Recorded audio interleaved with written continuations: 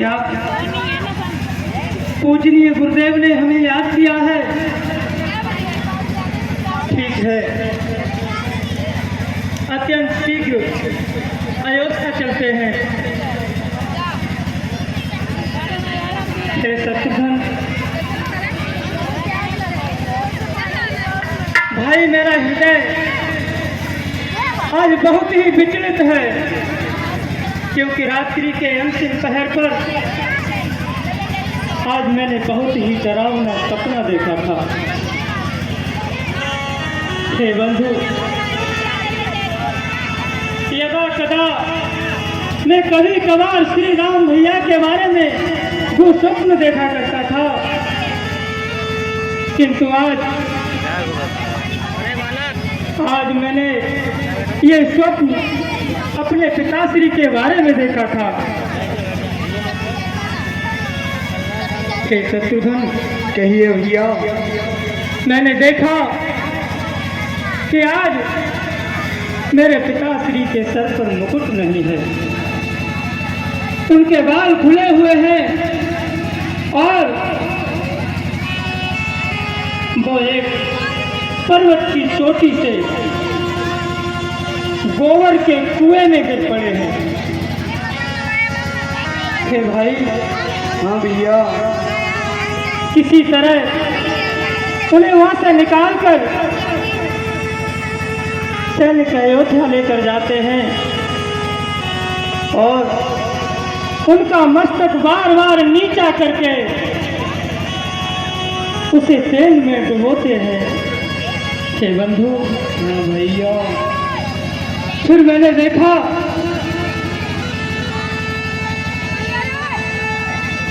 कि पर्वत श्रृंखलाएं आपस में टकरा टकरा कर गिर रही है, घनघोर अंधेरा छा रहा है और मेरे पिताश्री पीले वस्त्र धारण किए, पीली माला गले में धारण किए, घाटों से जुटे हुए रथ पर दक्षिण की ओर प्रस्थान करते जा रहे हैं। हे भैया, वो बार बार मुझे बुला रहे हैं, मुझसे कह रहे हैं, भरत जल्दी आ, राम जल्दी आ, शत्रुघ्न जल्दी आ। हे बंधु, मेरा हृदय ये स्वप्न से बहुत ही दुखित है। और देखो, राह चलते चलते काली बिल्ली ने रास्ता काट दिया। ये श्वान, ये कुत्ते ऊंचे स्वर में रो रहे हैं। हे भाई, हाँ भैया। आपका क्या विचार है? भैया बोलो शत्रुघ्न। आपका ये सुमन तो बहुत ही बुरा था। इस सुमन को सुनकर मुझे मेरे हृदय में ऐसे ऐसे विचार आ रहे हैं। हे रात भरत मेरी सुनिए, हे रात भरत मेरी सुनिए,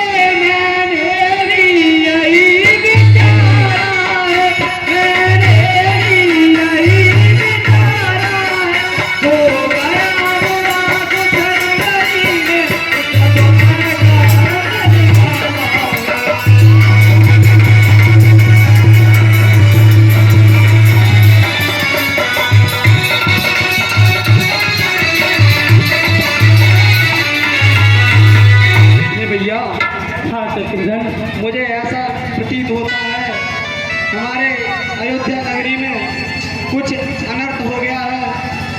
तुम सत्य कह रहे हो, ऐसे ऐसे सुमन हो रहे हैं, हमें अत्यंत शीघ्र ही चल के देखना चाहिए।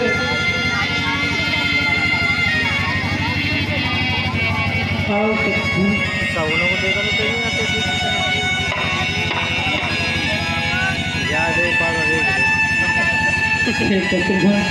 हाँ भैया, तुमने देखा मैं जिसकी तरफ देखता हूँ वही मुझे मुंह देखकर मुंह फेर लेता है। एक तो पहले ऐसा लगता है आवाज को वॉल्यूम जैसे कि वो मुझसे कुछ कहना चाह रहे हो लेकिन कह नहीं पा रहे हैं। हे भैया, कहिए भैया।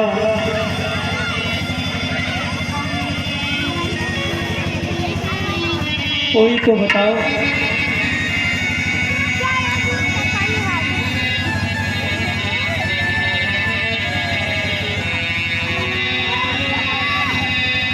चले समीर बेगी है आके नागत सरेत से लगन बाके।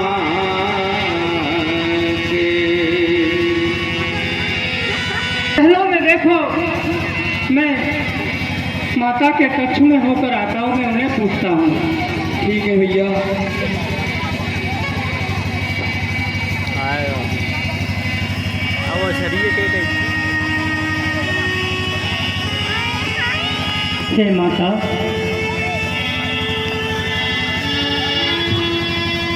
आज आपने ये कैसे वस्त्र धारण किए हैं?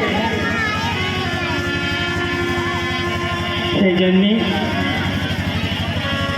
आपके आभूषण कहाँ हैं? आपके माथे पर सिंदूर भी नहीं है। हे माँ,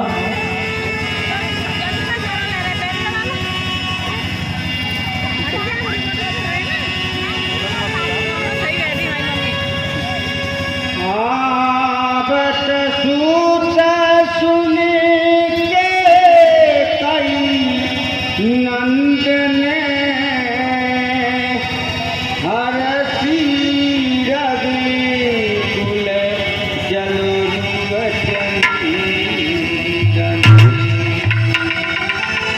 मैं सीधा पिताश्री के कक्ष में गया, लेकिन वो वहां नहीं मिले। मैं दौड़ा आपके कक्ष में आया, शायद पिताश्री आपके कक्ष में होंगे, लेकिन वो यहाँ भी नहीं है। हे माँ, पिताश्री कहाँ है माते? पुत्र, हाँ माँ। जो इस संसार में आया है उसे एक न एक दिन इस शरीर का त्याग करना पड़ता है। उसे कहने का तात्पर्य क्या है माता? आपके पिता परम धाम के लिए परम धाम को प्राप्त हो गए। नहीं माता,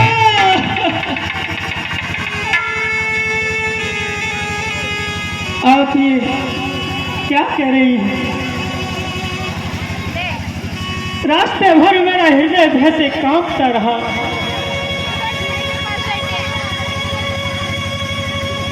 मैं सोचता रहा कि कहीं मेरी अयोध्या में कुछ गलत न हुआ हो, लेकिन अनहोनी हो ही गई माता। वो मेरे सारे दुस्वप्न आखिर सच हो ही गए माँ, सच हो ही गए। हे जननी,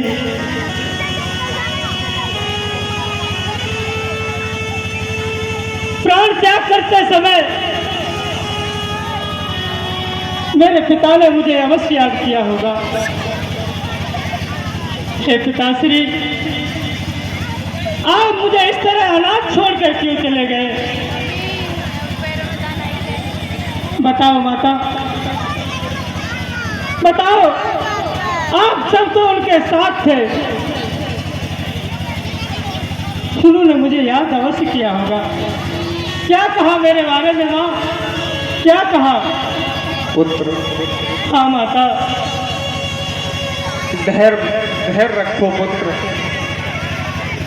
पुत्र, जो इस संसार में आया उसे एक न एक दिन इस नाशवान शरीर का त्याग करना पड़ता है उसे। पुत्र, आप तो बहुत धैर्य बुद्धि वाले हो, आपको तो इतना शोक नहीं करना चाहिए। हे माते, धीर और वीर बुद्धि वाली बात ही कहाँ से आ गई माँ? मेरे पिताश्री अयोध्या छोड़कर स्वर्ग धाम चले गए। मैं अनाथ हो गया माता। जाते जाते उन्हें अपना कर्तव्य निभाना चाहिए था कि मेरा हाथ पकड़कर मेरे भैया राम के हाथ में देना चाहिए था। मेरे ज्ञानवान पिता अपना ये कर्तव्य कैसे भूल गए माँ? कैसे? हे जननी, मैं जानना चाहता हूँ, अति शीघ्र बताओ, मेरे पिता के प्राण त्याग करते समय मेरे बारे में अंतिम शब्द क्या थे माँ? क्या थे? नहीं पुत्र, वो अंतिम समय तक राम को ही पुकारते रहे। क्या? राम को ही पुकारते रहे वो। क्या कहती हो माता? मैं सत्य कह रही हूँ पुत्र। क्या मेरे पिता ने प्राण त्याग किया तो मेरे ज्येष्ठ भ्राता श्री राम अयोध्या में नहीं थे? नहीं पुत्र। फिर कहाँ थे वो माँ? वन में। वन में? हाँ पुत्र। वन में क्यों? वन में क्यों माता? पुत्र, ये वचन पालन की बात थी। महाराज ने अपना वचन पूरा किया। पुत्र, राम को 14 वर्ष का वनवास दे दिया। नहीं, राम 14 वर्ष के लिए नहीं। वन को चला गया। नहीं माता, ये सत्य नहीं है। मेरे ज्येष्ठ भ्राता श्री राम धर्म की मूर्ति है। उनसे ऐसा कोई पाप हो ही नहीं सकता कि उन्हें मेरे पिताश्री 14 वर्षों के लिए वनवास भेजे। हे माता, कहो पुत्र। ये वचन साफ साफ कहो, सच सच बताओ, कैसे वचन और किसे दिए थे वो वचन? कहना क्या चाहती हो माता? पुत्र, हाँ माँ। ये बहुत लंबी कहानी है पुत्र। आप रास्ता चलकर आए हैं, आप अपने कक्ष में जाकर आराम करिए। पुत्र, मैं सब बता दूंगी। पुत्र, आपको बहुत सारे कार्य संभालने हैं, इस अयोध्या की राजगद्दी संभालनी है और अपने पिता का दाह संस्कार करना है। माता, कहो पुत्र। आप इधर ये कहती है कि मुझे बहुत से कार्य करने हैं, कर्तव्य का निर्वाह करना है, फिर आप ये भली भांति भूल गई कि एक पुत्र का अपने पिता के लिए, एक राजा का अपनी प्रजा के लिए क्या अधिकार होता है माता? हे माँ, कहो पुत्र। सर्वप्रथम तो मेरा ये अधिकार है माता कि मैं यह जानूं कि किसी नीच ने मेरे यहाँ न होने का फायदा उठाकर अयोध्या में ये षड्यंत्र रचा, जिससे मेरे पिता महाराज स्वर्ग धाम चले गए, मेरे ज्येष्ठ भ्राता श्री राम वनवास चले गए। हे माता, मेरा सर्वप्रथम पहला कर्तव्य है कि मैं उस षड्यंत्रकारी को पकड़ूं और उसे दंड दूं। क्या पुत्र, उसे तू मृत्युदंड देगा? अवश्य माता। तो पुत्र, ये दंड मुझे देना होगा। ये कार्य सब मैंने किया है।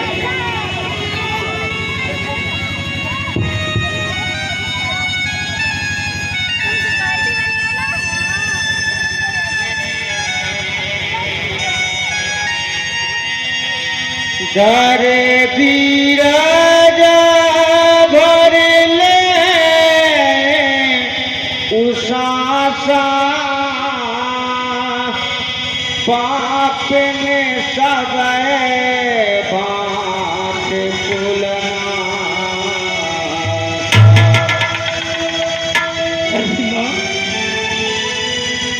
भैया,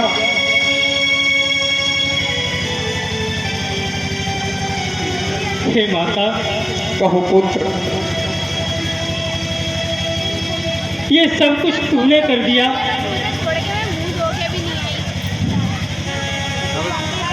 क्यों? आखिर क्यों माता, क्यों? पुत्र, महाराज के पास मेरे 2 वरदान थे। पुत्र, मैंने वो अपने 2 वरदान मांग लिए। पहले वरदान में तुम्हारे लिए अयोध्या की राजगद्दी और दूसरे वरदान में राम के लिए 14 वर्ष का वनवास मांग लिया। तूने एक बार भी नहीं सोचा कि एक चरणों का सेवक कभी राज सिंहासन पर बैठ सकता है? मैं श्री राम के चरणों का सेवक हूँ माँ, तू माँ नहीं हो सकती। श्री राम से मनुष्य तो क्या, ये पशु पक्षी भी प्रेम करते हैं, किंतु तू तो उनसे भी गिरी निकली। कैसे कहूँ कि तू मेरी माँ है? नहीं, तेरे हृदय में एक बार भी ममता जागृत नहीं हुई। परम धर्मात्मा श्री राम को 14 वर्षों के लिए तूने वनवास भेज दिया। हरिओ माँ, तूने सिर्फ अपने भक्त का कद बढ़ाने के लिए कि मेरा भक्त राजा बन जाएगा और मैं इस अयोध्या की राजमाता बन जाऊंगी। हाँ पुत्र। नहीं, अगर मैं राजा बनने योग्य होता तो मैं ज्येष्ठ होता, छोटा पुत्र नहीं होता। हे माता, तूने आज इस भरत को अपने इस कलंकित चरित्र से इस संसार का सबसे कलंकित पुरुष बना दिया है। मेरे पूर्वज महाराज इक्ष्वाकु का ये वंश आज लज्जित हो गया माता। हे माँ, कहो पुत्र। अगर तुम स्त्री न होती और मैं आपकी कोख से न जन्मा होता तो अब तक तुम्हारा प्राण तुम्हारे शरीर से अलग हो गया होता, किंतु मैं ऐसा नहीं कर सकता। इसलिए हे महारानी कैकेयी, आज मैं आपसे ये कहता हूं कि तुम्हारा जैसी स्त्री किसी की मां नहीं हो सकती, क्योंकि तुम्हारे जैसी स्त्री पापिन और डायन और नागिन होती है जो अपने बच्चों का भक्षण करती है। तुम किसी की मां हो ही नहीं सकती। हे महारानी कैकेयी, आज ये हमारा अभागा भरत तुम्हें ऐसी क्षण त्याग कर, इस कच्छ को भी त्याग करके यहां से जाता है। हे पिताश्री, अगर मेरी आवाज इस लोक से तुम्हारे लोक तक पहुंचती हो तो ध्यान देकर सुनना। आज तुम्हारे इस अभागे पुत्र भरत ने अपनी माता कैकेयी का त्याग कर दिया। इस कच्छ में मेरा बचपन बीता, अपने पिताश्री की उंगली पकड़कर मैंने चलना सीखा, किंतु आज के बाद दोबारा इस कच्छ में कभी पैर नहीं रखूंगा और तुम्हारा ये कलंकित चेहरा कभी नहीं देखूंगा, कभी नहीं देखूंगा, कभी नहीं देखूंगा। हेलो।